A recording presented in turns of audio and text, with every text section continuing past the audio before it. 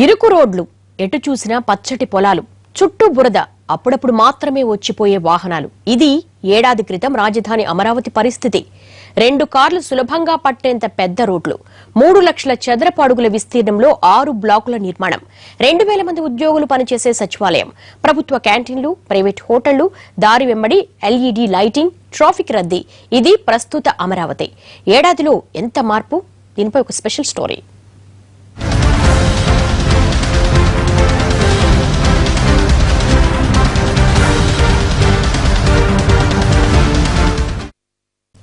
నవ్యాంధ్ర రాజధాని అమరావతి నిర్మాణానికి శంకుస్థాపన జరిగి నేటికి సరిగ్గా ఏడాది. ఈ ఏడాది కాలంలో అమరావతి ప్రాంతంలో జరిగిన అభివృద్ధి చూస్తే ఆశ్చర్యం వేస్తుంది ఎవరికైనా. నాటికి నేటికి ఎంత తేడా అని అనుకోకుండా ఉండలేరెవరు. కృష్ణానది పరివాహక ప్రాంతమైన ఉద్దండరాయనిపాలెం దగ్గర సీడ్ క్యాపిటల్ నిర్మాణానికి గతేడాది అక్టోబర్ 22న ప్రధాని నరేంద్ర మోడీ శంకుస్థాపన చేసిన సంగతి తెలిసిందే. మోడీ ఢిల్లీ నుంచి పవిత్ర జలాలు, మట్టి తీసుకొచ్చిన విధం ప్రతి ఆంధ్రుడికి గుర్తుండే ఉంటుంది. అలా ప్రపంచ స్థాయి ప్రమాణాలతో అమరావతి నిర్మాణానికి పునాది రాయి పడింది. ఆంధ్రప్రదేశ్ రాజధాని నవ్య నాగరిక చిహ్నంగా వెలుగొందడానికి తొలిఘట్టం ఆవిష్కృతమైంది.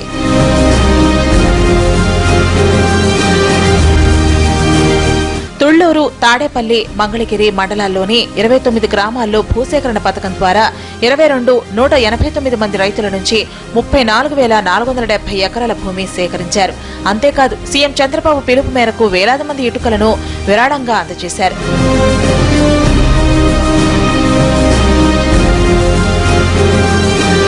రాజధానిలో శాశ్వత నిర్మాణాలను చేపట్టడానికి ముందే స్వస్థల నుంచి మాత్రమే సుపరిపాలన సాధ్యమన్న ఉద్దేశం ఏపీ సీఎం చంద్రబాబుది. అందుకే ఈ ఏడాది ఫిబ్రవరి 17న వెలగపూడి దగ్గర తాత్కాలిక సచివాలయ శంకుస్థాపన చేశారు. సుమారు 200 కోట్లతో తాత్కాలిక నిర్మాణం చేపట్టి 8 నెలల్లో పూర్తి చేశారు. విద్యుత్ సదుపాయం, ఇంటర్నెట్ సదుపాయాలను సైతం కల్పించారు. దాదాపు 2000 మంది ఉద్యోగులు పనిచేసేలా అన్ని ఏర్పాట్లను చేశారు. దీంతో అక్టోబర్ 3 నుంచి నవ్యాంధ్ర పాలన వెలగపూడి నుంచి మొదలైంది. సంవత్సరంలో సరిగ్గా సంవత్సరం తిరక్క ముందే చంద్రబాబు నాయుడు గారు అమరావతి నుంచి పాలనని అందించడానికి కావాల్సినటువంటి ఏర్పాట్లన్నీ చేశారు. అది తొలి విజయం. 7-8 నెలల్లోనే 6 బ్లాకులు, 3 లక్షల స్క్వేర్ ఫీట్ భవన నిర్మాణాలు పూర్తి చేసి గృహప్రవేశం చేసి పరిపాలన ఇక్కడి నుంచి అందిస్తున్నాము. అది తొలి విజయమే కాదు, గర్వకారణం కూడా.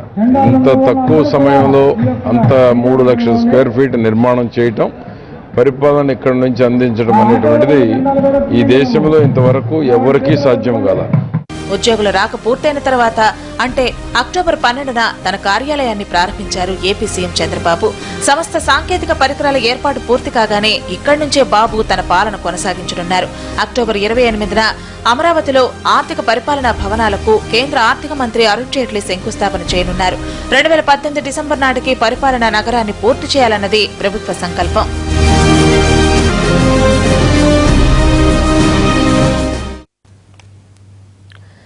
ఏడాది క్రితం అమరావతి శంకుస్థాపన జరిగిన ప్రదేశం ఇప్పుడు పర్యాటక స్థలం. నిత్యం ఎందరో పర్యాటకులు ఈ ప్రదేశాన్ని సందర్శిస్తున్నారు. దీంతో పాటు మందడం దగ్గర భూమి పూజ జరిగిన ప్రదేశం, వెలగపూడిలో తాత్కాలిక సచివాలయ సముదాయాలు ఎందరో సందర్శకులు వస్తున్నారు. అమరావతి రాజధాని పురోగతిపై మరిన్ని వివరాలు ఇప్పుడు చూద్దాం.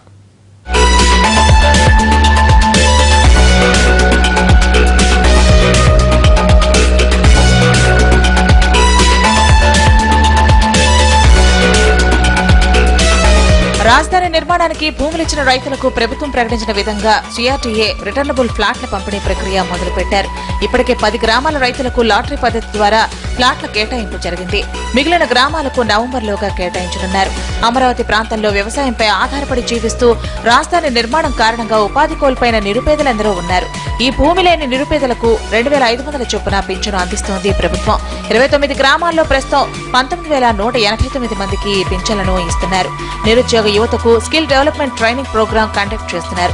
రాజధాని పరిధిలో 19 నర్సరీలను ఏర్పాటు చేసి ఉపాధి కూలీలకు వృత్తి ఇస్తున్నారు. డిజైన్ మొత్తం పూర్తయింది. 10 గ్రామాలు ఇప్పటికీ ఫ్లాట్లు పంపిణీ రైతులకు ఇవ్వడం కూడా జరిగింది. అయినా సాక్షి పత్రికలో ఏదో ఒక అపోహ సృష్టించి తెలుగుదేశం వాళ్ళకే ఇస్తున్నారు అనేటువంటిది తప్పుడు కథనాలతోటి ఇప్పుడులో కూడా రైతుల్లో ఏదో ఒక విధంగా ఒక తిరుగుబాటు తీసుకురావాలనేటువంటి ప్రయత్నాలు చేస్తూ ఉన్నారు. ఏది ఏమైనా చంద్రబాబు నాయుడు గారి మీద ఒక నమ్మకం, విశ్వాసంతో రైతులు ఇచ్చారు. ఎన్టీఆర్ క్యాంటీన్ నిర్వహిస్తోంది ఏపీ గవర్నమెంట్. దీని ద్వారా రూపాయికే ఇడ్లీ, 3 రూపాయలకే పెరుగన్నం, 5 రూపాయలకే పులిహోర, సాంబార్ రైస్ అందిస్తున్నారు.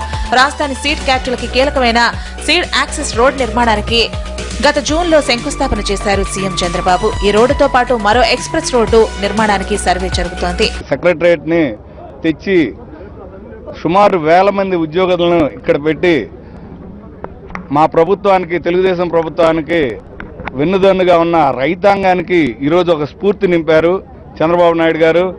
ఆయన మీరు చూస్తూనే ఉన్నారు, కరెంటు చూసుకోండి, రుణమాఫీ కానీ ఎందులో అయినా కానీ అన్నమాట ప్రకారం ఒక పద్ధతిలో ముందుకెళ్తున్నారు. అలాంటి చంద్రబాబు నాయుడు గారికి ఈరోజు కృతజ్ఞతగా మేమందరం కూడా తెలుగు యువత ఆధ్వర్యంలో ఈ భారీ పాదయాత్ర ఏర్పాటు చేయడం జరిగింది. పెట్టుబడుల కేంద్రంగా రూపుదిద్దుకుంటూ అమరావతి ముందుకెడుతోంది. రాజధానిలో విద్య, ఆతిథ్య రంగాల్లో పెట్టుబడులకు పలు సంస్థలు ఆసక్తి చూపుతున్నాయి.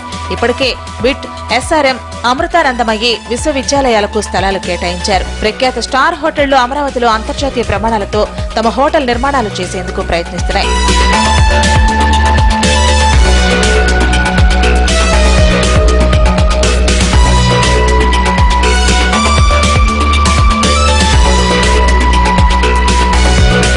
విభజన తర్వాత బస్సులోంచి పాలన చేసిన రోజులతో పోలిస్తే ఇప్పుడెంతో మెరుగంటారు ఏపీ సీఎం చంద్రబాబు. 10 ఏళ్లు ఉమ్మడి రాజధానిలో ఉండే అవకాశం ఉన్న స్వస్థలంలో ఉంటేనే సుపరిపాలన సాధ్యమన్న ఉద్దేశంతో ఇక్కడికి వచ్చేశామని చెబుతారు. ఏడాదిలో సంతృప్తికరమైన ఫలితాలని సాధించామని అంటారు ఏపీ సీఎం. టెంపరీగా క్యాంప్ ఆఫీస్ సెలెక్ట్ చేసుకున్నాం, అక్కడి నుంచి ఆవిర్భించాం. ఈరోజు ఇక్కడికి వచ్చే పరిస్థితి వచ్చింది.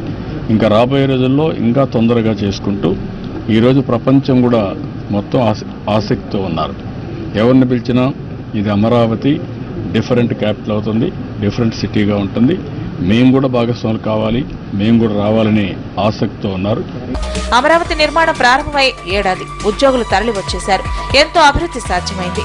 దీంతో పాటు పలు సమస్యలు ఉన్నాయి. ముఖ్యంగా అద్దెల భారం. రాజధాని ప్రాంతంలో వస్తువుల కరువుతో ఉద్యోగులు ఇబ్బంది పడుతున్నారు.